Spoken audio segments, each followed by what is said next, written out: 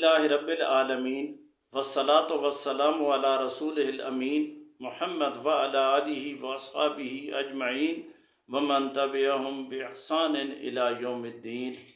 السلام علیکم ورحمۃ اللہ وبرکاتہ۔ معزز سامعین کرام، آج ہم انشاءاللہ درود پاک کی حکمت، درود السلام سے شرک کی جڑ کٹ جاتی ہے اور درود السلام کے فضائل پہ بات کریں گے۔ تو شروع کرتے ہیں۔ تمام انسانوں پر اور خاص کر ان بندوں پر جن کو کسی نبی کی ہدایت اور تعلیم سے ایمان نصیب ہو، اللہ تبارک و تعالیٰ کے بعد سب سے بڑا احسان اس نبی اور رسول کا ہوتا ہے جس کے ذریعے ان کو ایمان ملا ہو۔ اور ظاہر ہے کہ امت محمدیہ صلی اللہ علیہ وسلم کو ایمان کی دولت اللہ تعالیٰ کے آخری نبی حضرت محمد صلی اللہ علیہ وسلم کے واسطہ سے ملی ہے۔ اس لیے یہ امت اللہ تبارک و تعالیٰ کے بعد سب سے زیادہ ممنون و احسان مند نبی کریم صلی اللہ علیہ وسلم کی ہے۔ پھر جس طرح اللہ تبارک و تعالیٰ جو خالق و مالک اور پروردگار ہے، اس کا حق یہ ہے کہ اس کی عبادت اور حمد و تسبیح کی جائے۔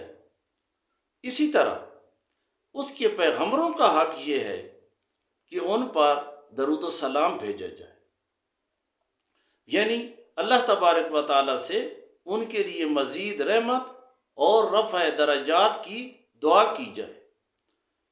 درود و سلام کا مطلب یہی ہوتا ہے کہ یہ دراصل ان محسنوں کی بارگاہ میں عقیدت و محبت کا ہدیہ، وفاداری و انکساری کا نذرانہ اور ممنونیت و شکر گزاری کا اظہار ہوتا ہے۔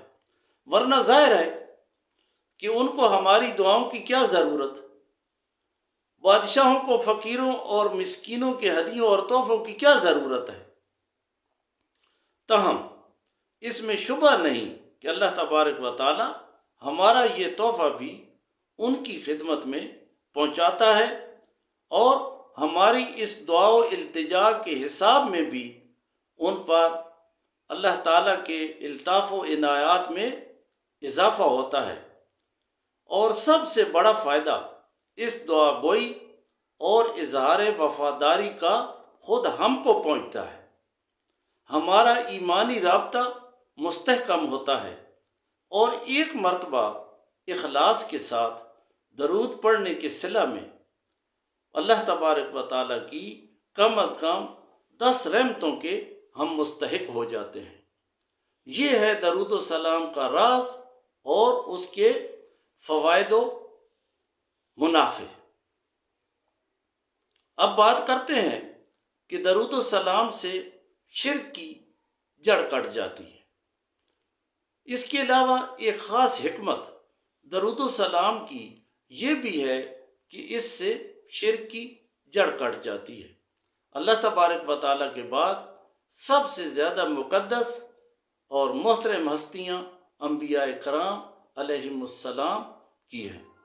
جب ان کے لیے بھی حکم یہ ہے کہ ان پر درود و سلام بھیجا جائے، یعنی ان کے واسطے اللہ تبارک و تعالیٰ سے رحمت و سلامتی کی دعا کی جائے، تو معلوم ہوا کہ انبیاء کرام علیہم السلام بھی سلامتی اور رحمت کے لیے اللہ تبارک و تعالیٰ کے محتاج ہیں، اور ان کا حق اور مقام عالی یہی ہے کہ ان کے واسطے رحمت و سلامتی کی دعائیں کی جائیں۔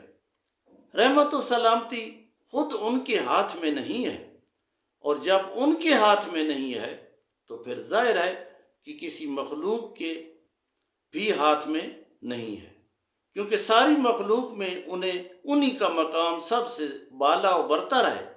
اور شرک کی جڑ اور بنیاد یہی ہے کہ خیر و رحمت اللہ تبارک و تعالیٰ کے سوا کسی اور کے قبضہ میں بھی سمجھی جائے۔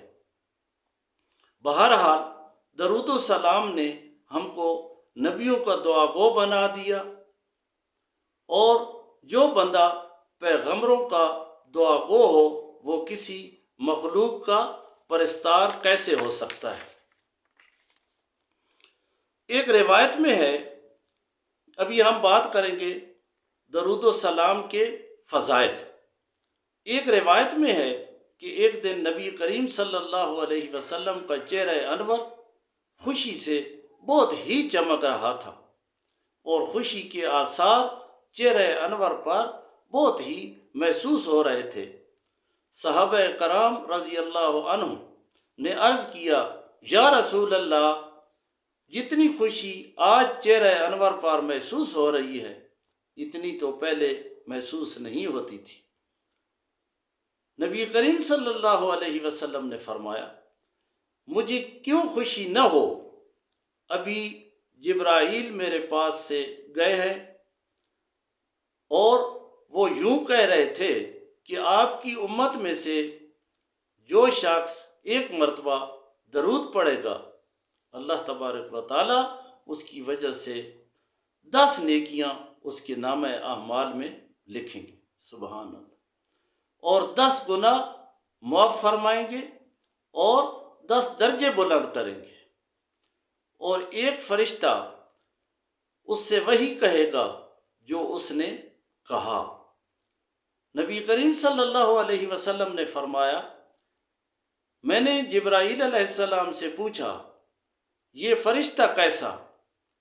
تو جبرائیل نے کہا، اللہ تبارک و تعالیٰ نے ایک فرشتے کو قیامت تک کے لیے مقرر کر دیا ہے کہ جو آپ پر درود بھیجے گا وہ آپ کے لیے وَأَنْتَ صلی اللہ علیہ کی دعا کرے۔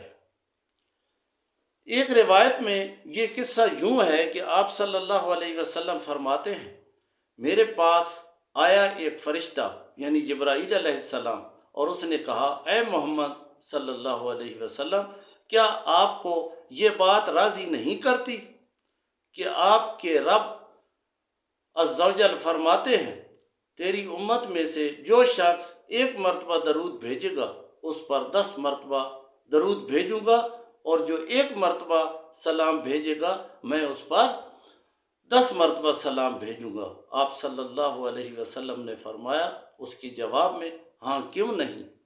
حضرت عبداللہ بن مسعود رضی اللہ تعالی عنہ نبی کریم صلی اللہ علیہ وسلم کا ارشاد نقل کرتے ہیں کہ اللہ تبارک و تعالیٰ کے بہت سے فرشتے ایسے ہیں جو زمین میں پھرتے رہتے ہیں اور میری امت کی طرف سے مجھے سلام پہنچاتے ہیں۔